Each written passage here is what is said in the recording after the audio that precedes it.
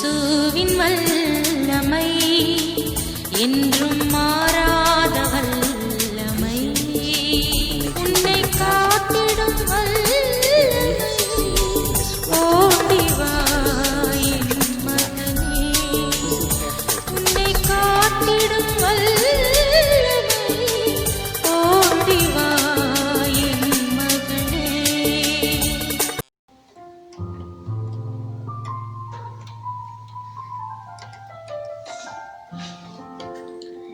கர்த்தர் நல்லவர். ஆண்டவராகிய இயேசு கிறிஸ்துவின் நாமத்தில் உங்களை நான் அன்போடு கூட வாழ்த்துகிறேன்.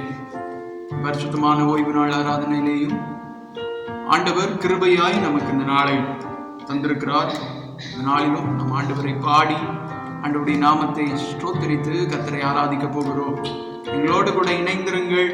பரிசுத்த ஆவியானவர் நம்முடைய கிருபையினால, நம்முடைய அபிஷேகத்தினால் இந்த நாளில் நிச்சயமாய் உங்களை நிரப்ப அவர் ஆயத்தமாய் இருக்கிறார். விசுவாசியுங்கள், ஜெபியுங்கள். இந்த நாளிலும் நாம் ஒரு சில பாடல்களை பாடி ஆண்டவரை மகிமைப்படுத்த போகிறோம். ஆத்மநேசரோடு அன்பின் ஆழம் சென்று அவரோடு நாம் கெஞ்சி கேட்ட போது அவருடைய ஆனந்தத்தினால் என்னை அபிஷேகித்தார். இந்த பாடலை நம்ம சேர்ந்து கரங்களை தட்டி உற்சாகமாய் பாடுவோம்.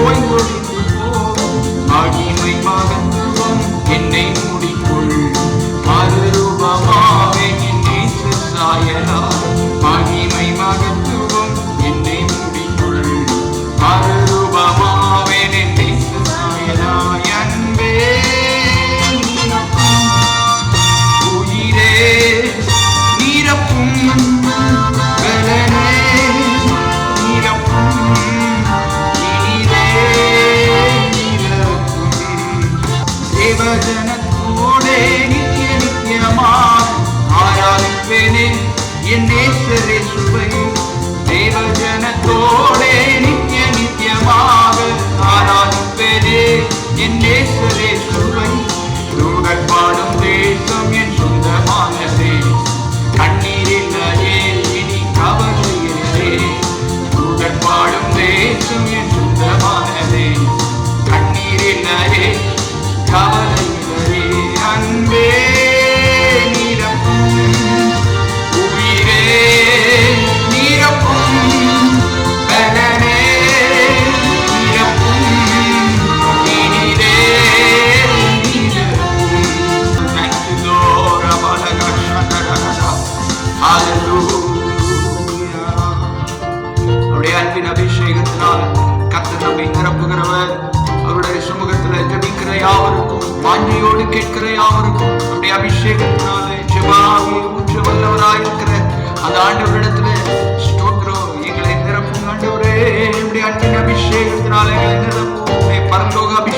ஆவியினால் எங்களை நிரப்பும், ஆவியினால் எங்களை நிரப்பும் என்று சொல்லி ஆண்டவரிடத்தில் கேட்போம். எங்களை நிரப்புகிற ஆவியானவர். ஹல்லேலூயா, ஹல்லேலூயா, ஹல்லேலூயா. Thank you, Holy Spirit of God. எங்கள் சரீரங்கள் உடைய தொடுதலை உணரட்டும்.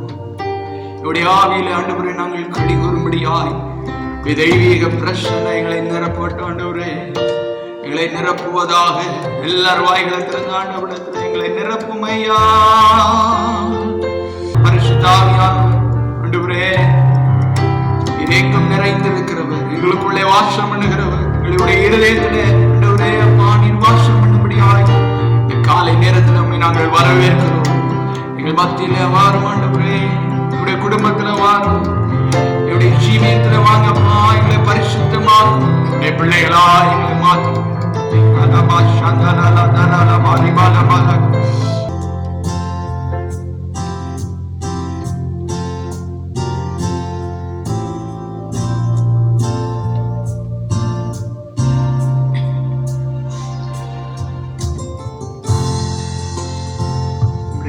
பாதத்தில் எங்களுக்கு உடைய பாதத்தில் நாங்கள் ஒருமனப்பட்டு கூடி வந்திருக்கிறோம். உடைய சமூகத்தில் நாங்கள் வந்திருக்கிறோம். உடைய சமூகத்தில் வருகிற ஒருவரையும் புறம்பே தள்ளாதிருக்கிற கர்த்தர் இப்பொழுது ஆண்டவரே உடைய பாதத்தில் வந்திருக்கிற எங்களை அன்பினால் உடைய கிருபையினால் உடைய அபிஷேகத்தினால் நிரப்பும் என்று சொல்லி பாதம் நம்பி வந்தே கிருபை நீரை இயேசுவே நாமதன்பை கண்டடைந்தே தேவ சமூகத்திலே இளைப்பா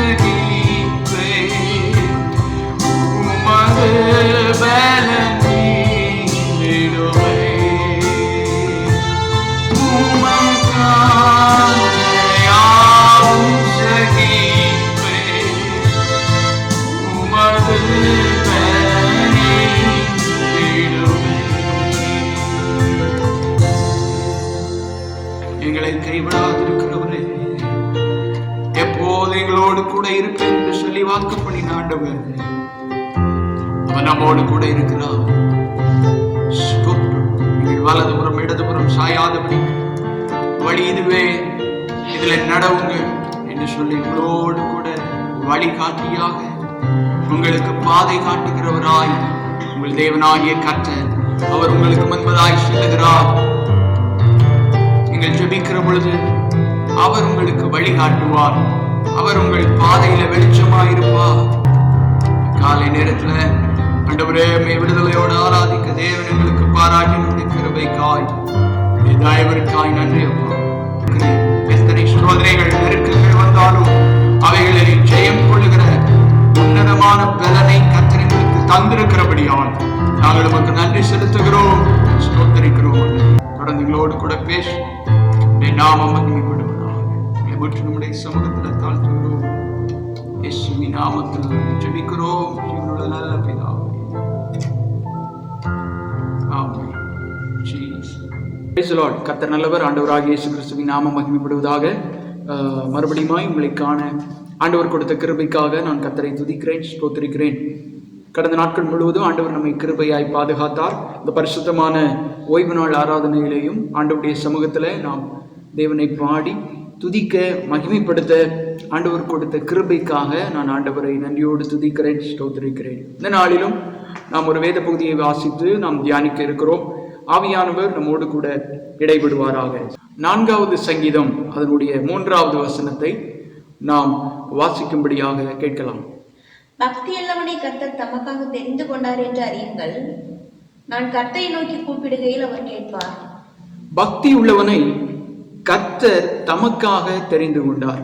அப்போ ஆண்டவர் உங்களை தெரிந்து கொள்வதற்கான பிரதானமான ஒன்று தேவ பக்தி, தேவனிடத்திலே வைத்திருக்கிறதான பக்தி. அந்த பக்தியை நாம எப்படி வெளிப்படுத்த முடியும்? ஜெபத்தின் மூலமாய் வெளிப்படுத்த முடியும். அவரிடத்துல விசுவாசத்தை வைக்கிறதின் மூலமாக நாம் வெளிப்படுத்த முடியும். தேவன் விரும்புகிற காரியங்களை செய்கிற பொழுது நாம் தேவனிடத்திலே அன்பு கூறுகிறவர்களாய் இருக்கிறோம் என்பதை ஆண்டவருக்கு நாம வெளிப்படுத்த முடியும். ஆண்டவர் பக்தி உள்ளவர்களை அவருக்காக தெரிந்து கொண்டார். யார் பக்தி உள்ளவன்? ஒரு 3 காரியத்தை நாம் இன்றைக்கு பார்க்க இருக்கிறோம். கர்த்தரால் தெரிந்து கொள்ளப்பட்டவன் பக்தி உள்ளவன். கிறிஸ்தவன் என்று சொல்லுகிறதை விட தேவனால் தெரிந்து கொள்ளப்பட்டவன் என்று சொல்லுகிறதை தான் கர்த்தர் விரும்புகிறார். ஒரு விளையாட்டை நாம் எடுத்துக்கொள்வோமானால் அது கிரிக்கெட்டாக இருக்கட்டும், ஃபுட்பாலாய் கால்பந்தாட்டமாய் இருக்கட்டும், அதிலே விளையாடுகிறதற்கு முதலாவது நபர்கள் தெரிந்தெடுக்கப்பட வேண்டும். அந்த டீம் மெம்பர்ஸ் 11 பேர் இல்லையென்றால் 12 பேர் 10 பேர் அந்த விளையாட்டை விளையாடுகிறதற்கு 2 டீமாக பிரித்து அதிலே ஆட்களை தெரிவு செய்வார்கள். அதிலே தெரிந்தெடுக்கப்படுகிறவர்கள் யாரும் தன்னை கடைசியாக தெரிந்தெடுக்க வேண்டும் என்று சொல்லி விரும்புகிறதில்லை. எல்லாருமே நானும் இந்த டீம்ல விளையாட வேண்டும் என்று சொல்லிதான் விரும்புவார்கள். ஆண்டவரால் தெரிந்து கொள்ளப்பட வேண்டிய பிள்ளைகள் எப்படி தெரிந்து கொள்ளப்படுவார்கள்? பக்தியோடு இருக்கிற போது ஆண்டவர் நம்மை தெரிந்து கொள்ள முடியும். ஏன் ஆண்டவர் நம்மை தெரிந்து கொண்டார்? யாத்திராகமம் 3வது அதிகாரம் அதனுடைய 10வது வசனத்தை நாம் வாசித்தோமானால், மோசே என்கிற ஒரு மனிதனை கர்த்தர் தெரிந்தெடுத்தார். அந்த மனிதனை எப்படி ஆண்டவர் தெரிந்தெடுத்தார்? நீ இஸ்ரவேல் புத்திரராகிய என் ஜனத்தை எகிப்திலிருந்து அழைத்து வரும்படி மோசேயை கர்த்தர் தெரிந்தெடுத்தார். அந்த மோசே என்ன சொல்லுகிறான்? என்னால் முடியாது, நான் திக்குவாயும் மந்தனா உள்ளவனுமாய் இருக்கிறேன், இத்தனை பெரிய ஜனத்தை நான் எப்படி வழிநடத்த முடியும் என்று சொல்லி மோசே ஆண்டவரிடத்துல அவன் கேட்கிற பொழுது 4வது அதிகாரம் 12வது வசனத்திலே ஆண்டவர் இப்படியாய் சொல்லுகிறார். ஆதலால் நீ போ, நான் உன் வாயோட இருந்து நீ பேச வேண்டியதை உனக்கு போதிப்பேன் என்றார். நீ பேச வேண்டியதை உனக்கு போதிப்பேன். அப்ப கர்த்தரால் தெரிந்து கொள்ளப்பட்டவருக்கு என்ன நடக்கிறது? நாம் என்ன செய்ய வேண்டும் என்று சொல்லி ஆண்டவர் நமக்கு போதிக்கிறவராயிருக்கிறார். அப்ப நாம ஆண்டவரிடத்தில் இருந்து ஆண்டவருடைய வார்த்தைகளை நாம பெறுகிறதற்கு நாம் என்ன செய்ய வேண்டும்? நாம் தெரிந்து கொள்ளப்பட்டவர்களாயிருக்க வேண்டும், பக்தி உள்ளவர்களாயிருக்க வேண்டும், விசுவாசம் உள்ளவர்களாய் இருக்க வேண்டும். இன்னொரு மனிதனை கூட நாம பார்க்கலாம். யோசுவாவை கர்த்தர் தெரிந்தெடுத்தார். யோசுவா எழுதின புஸ்தகம் 1வது அதிகாரம் 9வது வசனத்துல ஆண்டவர் யோசுவாவை பார்த்து சொன்னார், பலங்கொண்டு திடமனதாயிரு, திகையாதே, கலங்காதே, நீ போகும் இடமெல்லாம் உன் தேவனாகிய கர்த்தர் உன்னோடே இருக்கிறார் என்றார். தொடர்ந்து 3வது அதிகாரம் 7வது வசனத்தை நாம வாசித்தோமானால், கர்த்தர் யோசுவாவை நோக்கி, நான் மோசேயோடு இருந்தது போல உன்னோடும் இருக்கிறேன் என்பதை இஸ்ரவேல் எல்லாரும் அறியும்படிக்கு இன்று அவர்கள் கண்களுக்கு முன்பாக உன்னை மேன்மைப்படுத்துவேன். இன்று அவர்கள் கண்களுக்கு முன்பாக உன்னை மேன்மைப்படுத்துவேன். அப்ப ஆண்டவரால் தெரிந்து கொள்ளப்பட்ட பிள்ளைகளுக்கு நெருக்கங்கள் உண்டு, சோதனைகள் உண்டு. நீங்கள் ஆண்டவரால் தெரிந்து கொள்ளப்பட்டவர்களாய் இருக்கிற பட்சத்தில் உங்களுடைய குறைகளை கர்த்தர் பார்க்கிறவர் அல்ல, உங்களுடைய பலவீனங்களை கர்த்தர் பார்க்கிறவர் அல்ல. தேவனுடைய கைகளிலே பயன்படுகிற கருவியாகத்தான் கர்த்தர் உங்களை பார்க்கிறார். உங்களுடைய தாளந்துகளை வைத்து ஆண்டவர் உங்களை பயன்படுத்துகிறது இல்லை, உங்களுடைய திறமைகளை வைத்து கர்த்தர் உங்களை பயன்படுத்துகிறது இல்லை. எதற்காக கர்த்தர் உங்களை தெரிந்தெடுத்தார்? தேவனுடைய சித்தத்தை செய்யும்படியாக. ஒரு நெகேமியாவை கர்த்தர் தெரிந்தெடுத்தார். ஏன்? அலங்கம் கட்டி எழுப்பும்படியாக ஆண்டவர் தெரிந்தெடுத்தார். செருபாபேலை ஏன் கர்த்தர் தெரிந்தெடுத்தார்? ஆண்டவருடைய ஆலயத்தை கட்டி எழுப்ப வேண்டும் என்று சொல்லி ஆண்டவர் செருபாபேலை தெரிந்தெடுத்தார் என்று சொல்லி நாம வாசிக்கிறோம். சகரியா 4வது அதிகாரம் 7வது வசனத்தை நாம் வாசிப்போமானால், பெரிய பர்வதமே நீ எம்மாத்திரம், செருபாபேலுக்கு முன்பாக நீ சமபூமியாவாய், தலைக்கல்லை அவன் கொண்டு வருவான், அதற்கு கிருபை உண்டாவதாக, கிருபை உண்டாவதாக என்று ஆர்ப்பரிப்பார்கள் என்றார். ஆர்ப்பரிப்பார்கள். செருபாபேலை கர்த்தர் தெரிந்து கொண்டார் ஆண்டவருடைய ஆலயத்தை கட்டும்படியாக. நெகேமியாவை கர்த்தர் தெரிந்து கொண்டார் இடிந்து போயிருக்கிற அலங்கத்தை கட்டி எழுப்பும்படியாக. இன்றைக்கு ஆண்டவர் உங்களை தெரிந்தெடுக்க வேண்டும் என்று சொல்லி விரும்புகிறார். நீங்கள் தேவனால் தெரிந்து கொள்ளப்பட வேண்டும் என்பதே ஆண்டவருடைய சித்தம். ஏன் ஆண்டவர் உங்களை தெரிந்தெடுக்க விரும்புகிறார்? உடைந்து போயிருக்கிற, இடிந்து போயிருக்கிற அநேக குடும்பங்களை கட்டி எழுப்பும்படியாக, சிதைந்து போயிருக்கிற அநேக இருதயங்களை கர்த்தருக்கு நேராய் திருப்பும்படியாக தேவன் உங்களை தெரிந்து கொண்டிருக்கிறார். இரண்டாவதாக, எதற்காக தெரிந்து கொள்ளப்பட வேண்டும்? இந்த வசனம் சொல்லுகிறது, பக்தி உள்ளவனை கர்த்தர் தமக்காக தெரிந்து கொண்டார் என்று அறியுங்கள். அப்ப யாருக்காக ஆண்டவர் தெரிந்தெடுத்திருக்கிறார்? இந்த உலகத்தின் காரியங்களுக்காகவா? தங்களுடைய காரியங்களை பூர்த்தி செய்ய வேண்டும் என்பதற்கா? ஆசீர்வாதத்தை மாத்திரம் பெற்றுக்கொண்டு தேவனுடைய பிள்ளையா இருக்க வேண்டும் என்பதற்கா? 2 தீமோத்தேயு 2வது அதிகாரம் அதனுடைய 10வது வசனத்தை நாம் வாசிக்கும் போது, ஆகையால் தெரிந்து கொள்ளப்பட்டவர்கள் கிறிஸ்து இயேசுவினால் உண்டான ரட்சிப்பை நித்திய மகிமையோடு பெற்றுக்கொள்ளும்படி, அவருடைய மகிமையை பெற்றுக்கொள்ளும்படியாக, அவருடைய மகிமையை, நித்திய மகிமையை, இயேசுவினால் உண்டான ரட்சிப்பை நாம் பெறும்படியாக தெரிந்து கொண்டார். கிறிஸ்துவின் நிமித்தமாய் அந்த ரட்சிப்பு நமக்குள்ளே கடந்து வர வேண்டும் என்று சொல்லி கர்த்தர் நம்மை தெரிந்து கொண்டார். அந்த ரட்சிப்பின் மகிமையை பெற்றுக் கொள்கிறதற்கு தகுதியானவர்களாக நாம் மாற வேண்டும் என்று சொல்லி ஆண்டவர் நம்மை தெரிந்து கொண்டார். ஒரு சாதாரண மனிதனாக நீங்கள் தேவனுடைய மகிமையின் சாயலை பெற்றுக்கொள்ள முடியாது. நீங்கள் தேவனால் தெரிந்து கொள்ளப்பட்டிருக்கிற பட்சத்திலே தான் ஆண்டவருடைய மகிமையை, நித்திய மகிமையை நீங்கள் பெற்றுக்கொள்ள முடியும். இந்த உலகத்தின் பாடுகள், உபத்திரவங்களை கண்டு நீங்கள் தேவனை விட்டு பின்வாங்காதபடிக்கு, தேவனுடைய சமூகத்தை விட்டு தூரமாய் போய்விடுவீர்களானால் நீங்கள் தேவனுடைய மகிமையை இழந்து போவீர்கள். நீங்கள் தேவனுக்காக பக்தி வைராக்கியம் பாராட்டுகிற பொழுது, தேவனுடைய சமூகத்தில் பக்தி உள்ளவர்களாய் இருக்கிற பொழுது, கர்த்தர் உங்களை தெரிந்தெடுத்து உங்களை பயன்படுத்த அவர் வல்லவராய் இருக்கிறார். 1 பேதுரு 2வது அதிகாரம் அதனுடைய 9வது வசனத்தை நாம் வாசித்தோமானால், நீங்களோ உங்களை அந்தகாரத்தினின்று தம்முடைய ஆச்சரியமான ஒளிநிடத்திற்கு வரவழைத்தவருடைய புண்ணியங்களை அறிவிக்கும்படிக்கு தெரிந்து கொள்ளப்பட்ட சந்ததியாயும் ராஜரீகமான ஆசாரிய கூட்டமாயும் பரிசுத்த ஜாதியாயும் அவருக்கு சொந்தமான ஜனமாயும் இருக்கிறீர்கள். ஆண்டவர் எங்கிருந்து நம்மை தெரிந்து கொண்டார்?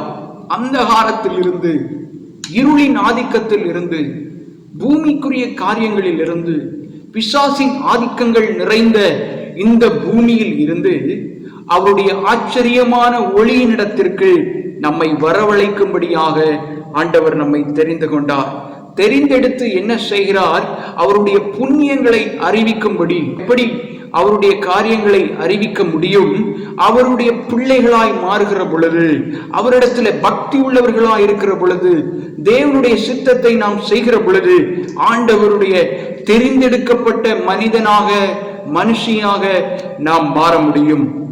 ஆத்துமாக்களை ஆதாயம் பண்ணபடியாக ஆண்டவர் நம்மை தெரிந்தெடுத்திருக்கிறார். இழந்து போனதை தேடவும் ரட்சிக்கவுமே மனுஷகுமாரன் இந்த பூமியிலே வந்திருக்கிறார். எந்தெந்த மனிதர்கள் எல்லாம் ஆண்டவரை விட்டு தூரமாயிருக்கிறார்களோ, ஆண்டவருடைய அன்பில் வர தடையாயிருக்கிறார்களோ, இயேசுவை குறித்து அறிய முடியாதபடிக்கு இருக்கிறார்களோ, அவர்களை எல்லாம் கர்த்தர் உங்களுடைய கரத்திலே ஒப்படைத்திருக்கிறார்.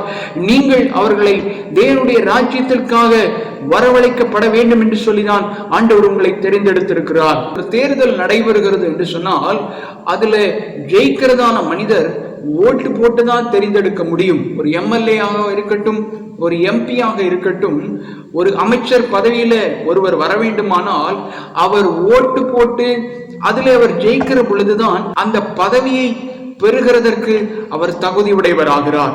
அப்போ ஆண்டவர் தேவனுக்காக தெரிந்து கொள்ளப்பட வேண்டும் என்று சொல்லி ஆண்டவர் என்ன தகுதியை எதிர்பார்க்கிறார்? பக்தியோடு இருக்க வேண்டும் என்பதற்காக, விசுவாசத்தோடு பக்தியுள்ளவனை கர்த்தர் தமக்காக தெரிந்து கொண்டார். அந்த காலத்திலிருந்து நம்மை தெரிந்து கொண்டார். அவருடைய புண்ணியங்களை அறிவிக்கும்படிக்கு தெரிந்து கொள்ளப்பட்ட சந்ததியாயும், ராஜரீக ஆசாரிய கூட்டமாயும், அவருக்கு சொந்தமான ஜனமாயும் இருக்கிறீர்கள் என்று சொல்லி நாம் அந்த வேத பகுதியில வாசிக்கிறோம். அப்ப அவருக்கு சொந்தமாய், முன்னே தூரமாய் இருந்த நம்மை அவருடைய சொந்தமான பிள்ளைகளாக, இயேசு கிறிஸ்துவுக்கு சொந்தமாக கர்த்தர் நம்மை மாற்றி இருக்கிறார். பக்தி உள்ளவனுடைய குணாதிசயங்கள் என்ன? அவன் கர்த்தரை நோக்கி கூப்பிட வேண்டும். யாரை நோக்கி கூப்பிடுகிறவனாய் இருக்க வேண்டும்? ஒரு தேவை வருகிற பொழுது, ஒரு நெருக்கம் வருகிற பொழுது, ஒரு உபத்திரவம் வருகிற பொழுது அவன் யாரிடத்திலே விண்ணப்பம் பண்ண வேண்டும்? கர்த்தரிடத்திலே விண்ணப்பம் பண்ண வேண்டும். கர்த்தரை நோக்கி கூப்பிட வேண்டும்.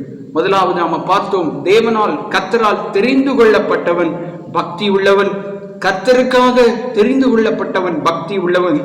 கர்த்தரை நோக்கி கூப்பிடுகிறவன் பக்தி உள்ளவன். எப்படி ஆண்டவரை நோக்கி கூப்பிட முடியும்? ஆசாப் சொல்லுகிறான், 77வது சங்கீதம் 1வது வசனத்திலே, நான் தேவனை நோக்கி என் சத்தத்தை உயர்த்தி கெஞ்சினேன், என் சத்தத்தை தேவனிடத்தில் உயர்த்தினேன், அவர் எனக்கு செவி கொடுத்தார். ஆண்டவர் பதில் தர வேண்டும் என்று சொல்லி நான் கெஞ்சினேன், அவர் எனக்கு செவி கொடுத்தார். நீங்க தேவ சமூகத்திலே அழுது புலம்பி ஆண்டவரை நோக்கி கூப்பிட்டு, ஆண்டவரே எனக்கு இரங்கும், என்னுடைய காரியங்களுக்கு நீங்கள் பதில் தர வேண்டும், என்னுடைய பக்தி வீணாய் போய்விடக் கூடாது என்று சொல்லி நீங்க தேவ சமூகத்திலே கதறி அழுது கூப்பிட்டு பாருங்கள். கர்த்தர் உங்களுடைய கூப்பிடுதலுக்கு அவர் செவி கொடுப்பார். சங்கீதம் 31:22வது வசனம் சொல்லுகிறது, கண்களுக்கு முன்பாக இராதபடிக்கு வெட்டுண்டேன் என்று நான் என் மன கலக்கத்திலே சொன்னேன். ஆனாலும் நான் உம்மை நோக்கி கூப்பிட்ட போது என் விண்ணப்பங்களின் சத்தத்தை கேட்டேன். உம்முடைய கண்களுக்கு முன்பாக இராதபடிக்கு வெட்டுண்டேன். சங்கீதக்காரன் சொல்லுகிறான், பிரச்சனைகளிலே நான் அமிழ்ந்திருக்கிறேன், உம்முடைய கண்களுக்கு முன்பதாய் நான் இல்லை, உம்முடைய சமூகத்திற்கு முன்பதாய் நான் இல்லை, தேவன் என்னை கைவிட்டு விட்டீர் என்று சொல்லுகிற அளவிற்கு அந்த மனநிலைக்கு அவன் வந்து விட்டான். உம்முடைய கண்களுக்கு முன்பதாய் இராதபடிக்கு என்னுடைய மன கலக்கத்திலே சொன்னேன். அநேகரை பாருங்கள், அவர்களுக்கு நேரிடுகிற சோதனைகளிலே ஆண்டவர் எங்களை மறந்துட்டார்.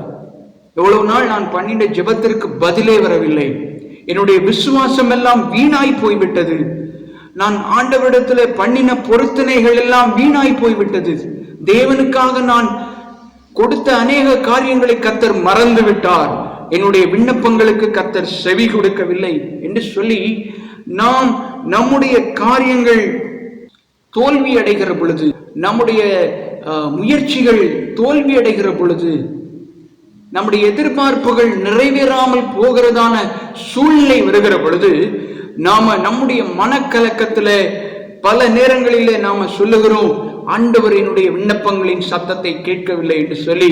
ஆனால் இங்கு சங்கீதக்காரன் சொல்லுகிறான், அப்படி நான் சொன்னேன், ஆனாலும் நான் உம்மை நோக்கி கூப்பிட்ட போது என் விண்ணப்பங்களின் சத்தத்தை கேட்டீர்.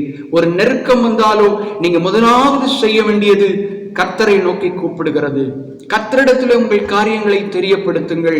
பதில் வருகிற வரையிலும் உங்களுடைய காரியங்களை நீங்கள் தேவனிடத்திலே தெரியப்படுத்திக் கொண்டே இருக்க வேண்டும். உங்களுடைய விசுவாசம் உலகத்தை ஜெயிக்கிற ஜெயம். நீங்கள் விசுவாசிக்கிற பொழுது தேவனுடைய மகிமையை காண்பீர்கள். கடைசியாக 10வது சங்கீதம் 12வது வசனத்தை நாம் வாசித்தோமானால், கர்த்தாவே எழுந்தருளும், தேவனே உம்முடைய கையை உயர்த்தும். கர்த்தாவே எழுந்தருளும், உம்முடைய கையை உயர்த்தும். ஒரு கை உயர்த்தப்படுகிற பொழுது என்ன நடக்கும்? ஒரு வெற்றி அந்த இடத்துல காணப்படும். கை உயர்த்தப்படுகிறது என்று சொன்னால் ஒரு ஆசீர்வாதம் அவருடைய பிள்ளைகளுக்கு நேராய் வரும். இங்கு சங்கீதக்காரன் சொல்லுகிறான், சிறுமைப்பட்டவர்களை மறவாதேயும். சிறுமைப்பட்டவருடைய வேண்டுதலை கேட்கிற இடத்திலே நீர் இருக்கிறீர். சிறுமைப்பட்டவர்களுக்கு உதவி செய்ய நீர் ஆயத்தமாய் இருக்கிறீர். 17வது வசனத்துல நாம் அதை வாசிக்க முடியும். கர்த்தாவே சிறுமைப்பட்டவர்களுடைய வேண்டுதலை கேட்டிருக்கிறேன், அவர்கள் இருதயத்தை ஸ்திரப்படுத்துவேன். அவர்கள் இருதயத்தை ஸ்திரப்படுத்துவேன். 18வது வசனத்திலே, மண்ணான மனுஷன் பலவந்தம் செய்ய தொடராதபடிக்கு தேவரீர் திக்கற்ற பிள்ளைகளுக்கும் ஒடுக்கப்பட்டவர்களுக்கும் நீதி செய்ய உம்முடைய செவிகளை சாய்த்து கேட்டருளுவீர். ஆண்டவர் உங்களுக்கு செவி கொடுக்க ஆயத்தமாயிருக்கிறார். ஆண்டவர் உங்களுடைய சத்தத்தை கேட்க ஆயத்தமாயிருக்கிறார். அவருடைய செவிகளை உங்களுக்கு நேராக, உடைய விண்ணப்பங்களுக்கு நேராக சாய்த்து உடைய ஜெபங்களுக்கு அவர் பதில் தர ஆயத்தமாயிருக்கிறார். அவபக்தியாய் அல்ல, அவிசுவாசமாய் அல்ல, பாவ கிரியைகளை செய்து தேவனிடத்திலே நீங்கள் பதிலை பெற்றுக்கொள்ள முடியாது. துன்மார்க்கமாய் வாழ்ந்து ஆண்டவருடைய பதிலை நீங்கள் பெற்றுக்கொள்ள முடியாது. நீங்கள் பக்தி உள்ளவர்களாய் இருக்கிற பொழுது ஆண்டவர் பிரதானமாய் உங்களை தெரிந்தெடுப்பார். இந்த உலக மனிதன் தெரிந்தெடுப்பதை போல அல்ல, கர்த்தர் உங்களை தான் முன்குறித்திருக்கிறார். உங்கள் மூலமாகத்தான் கர்த்தர் கிரியை செய்ய வேண்டும் என்று சொல்லி விரும்புகிறார். எனவே உங்கள் ஜீவியத்தை, உங்கள் வாழ்க்கையை கர்த்தருக்கு ஒப்புக் கொடுங்கள். அவர் உங்களை தெரிந்தெடுக்கிற பொழுது உங்களுடைய சூழ்நிலைகளை பார்த்து உங்களை தெரிந்தெடுக்கிறவர் அல்ல. உங்களுடைய பக்தி உள்ள வாழ்க்கை, உங்களுடைய விசுவாச வாழ்க்கை, உங்களுடைய பரிசுத்த வாழ்க்கையை வைத்துதான் கர்த்தர் உங்களை தெரிந்தெடுப்பார். ஆண்டவர் உங்களை தெரிந்தெடுக்கிற பொழுது தேவன் அநேக காரியங்களிலே உங்களை பயன்படுத்த ஆரம்பிப்பார். தேவனுக்காக அற்புதங்களை பெறுகிறவர்களாக அல்ல, தேவனுடைய அற்புதங்களை செய்கிறவர்களாக கர்த்தர் உங்களை மாற்றுவார். அநேகருக்கு பிரயோஜனம் உள்ளவர்களாய் ஆண்டவர் உங்களை மாற்ற முடியும். இதுவரையிலும் என்னால் இந்த உலகத்தில் யாருக்கும் பிரயோஜனம் இல்லை, எல்லாராலும் புறக்கணிக்கப்படுகிறேன், எல்லாராலும் அவமானப்படுத்தப்படுகிறேன் என்று நீங்கள் நினைத்துக் கொண்டிருக்கலாம். அப்படிப்பட்ட உங்களைத்தான் கர்த்தர் தெரிந்தெடுத்திருக்கிறார். துன்பத்தில் இருக்கிற அநேகரை கிறிஸ்துவுக்குள்ளாக வழி நடத்தும்படியாக ஆண்டவர் உங்களை தெரிந்தெடுத்திருக்கிறார். நான் உன்னை விட்டு விலகுவதும் இல்லை, உன்னை கைவிடுவதும் இல்லை, நான் மோசையோடு இருந்தது போல உன்னோடும் கூட இருப்பேன் என்று சொல்லி ஆண்டவர் யோசுவாவுக்கு வாக்கு பண்ணினார். நீங்கள் தேவ சமூகத்தில் உங்கள் வாழ்க்கையை ஒப்புக் கொடுக்கிற பொழுது அவருக்காக தெரிந்து கொள்ளப்பட்ட சந்ததியாக கர்த்தர் மாற்றுவார். உங்கள் குறைவுகள் நிறைவாக்கப்படும். கண்களை மூடி ஜெபிக்கலாம். நல்ல தகப்பனே, உம்மை நன்றியோடு துதிக்கிறோம், உம்மை ஸ்தோத்தரிக்கிறோம். பரிசுத்த ஆவியானவர் எங்களை தெரிந்தெடுத்து வைத்திருக்கிறதற்காய் நன்றி அப்பா. ஒருவேளை ஆண்டவருடைய பதில் எனக்கு கிடைக்கவில்லை, தேவனுடைய சத்தத்தை நான் இன்றும் கேட்கவில்லை, தேவன் என்னுடைய விண்ணப்பங்களுக்கு பதில் தரவில்லை என்று சொல்லி உடைய பிள்ளைகள் இந்த நேரத்தில் ஜெபிப்பார்கள். ஆனால் கர்த்தருடைய விண்ணப்பங்களுக்கு செவி கொடுப்பீராக, அவருடைய வேண்டுதல்களுக்கு கர்த்தர் பதில் தருவீராக, உம்முடைய சித்தத்தை செய்கிறவர்களாய் கர்த்தர் மாற்றுவீராக. எல்லா தேவைகளை கர்த்தர் சந்தியும். பலவீனங்களிலிருந்து, வியாதியிலிருந்து, கடன் பிரச்சனைகளிலிருந்து ஸ்தோத்திரமுடைய பிள்ளைகளை விடுதலையாக்கி நீர் ஆசீர்வதிப்பீராக. உம்முடைய பரிசுத்தத்தை அதிகமாய் வைப்பீராக. உம்மிடத்தில் ஜெபிக்கிறவர்களாய் கர்த்தர் மாற்றுவீராக. இந்த யூடியூப் சேனல் வழியாக இதை பார்த்து கொண்டிருக்கிற ஒவ்வொருவருக்காக ஆண்டவரே உமக்கு நன்றி செலுத்துகிறேன். கர்த்தர் அவர்களை ஆசீர்வதிப்பீராக. அவருடைய குடும்பங்கள் ஆசீர்வதிக்கப்படட்டும். யார் யாருக்கெல்லாம் அந்த வார்த்தை கடந்து செல்லுகிறதோ அவருடைய குடும்பங்கள் ஆறுதல் அடையட்டும். அவருடைய தேவைகள் சந்திக்கப்படட்டும். அவருடைய குடும்பத்தில் ஒரு சமாதானம் உண்டாகட்டும். எல்லா நெருக்கங்களில் இருந்து இருந்து பிரச்சனைகளில் இருந்து கர்த்தர் விலக்கி கொள்ளும்படியாய் ஜெபிக்கிறோம். இந்த உலகத்தையே அச்சுறுத்தி கொண்டிருக்கிற இந்த கொடிய வைரஸில் இருந்து உம்முடைய பிள்ளைகளை கர்த்தர் பாதுகாத்துக் கொள்ளும். உம்முடைய குடும்பங்களை பாதுகாத்துக் கொள்ளும். தேவ சமாதானம் உடைய பிள்ளைகளோடு கூட இருப்பதாக. குட்டி பிள்ளைகள் முதல் வயதானவர்கள் வரை ஆண்டவரே இந்த நாட்களிலே நீங்க பாதுகாத்துக் கொள்ளும். உடைய கிருபைக்குள்ளே மறைத்துக் கொள்வீராக. உடைய திருச்சபைக்காக, ஊழியருக்காக, உடன் ஊழியர்களுக்காக, அவருடைய குடும்பங்களுக்காக ஆண்டவரை நாங்கள் வருகிறோம். கர்த்தர் நீர் பொறுப்பெடுத்துக் கொள்ளும், பாதுகாத்துக் கொள்ளும். ஜீவன், சுகம், பலன் தந்து நீர் ஆண்டவரே இன்னும் வல்லமையாய் நீங்க பயன்படுத்துவீராக. தேவைகள் எல்லாம் சந்தியும், ஆச்சரியமாய் வழி நடத்தும். இயேசுவின் மூலம் ஜெபிக்கிறோம். ஜெபம் கேளும் ஜீவனுள்ள நல்ல பிதாவே. ஆமேன், ஆமேன், ஆமேன். நீங்கள் தேவனிடத்தில் பக்தி உள்ளவர்களாயிருங்கள். பக்தி உள்ளவனை கர்த்தர் தமக்காக தெரிந்து கொண்டார் என்று அறியுங்கள். அவர் உங்களை தெரிந்தெடுத்திருக்கிறார். உங்களை கைவிட மாட்டார். நிச்சயம் உங்களோடு கூட இருப்பார். உங்களை நடத்துவார். உங்களை ஆசீர்வதிப்பார். God bless you. கர்த்தர் உங்களோடு கூட இருப்பாராக. ஆமென்.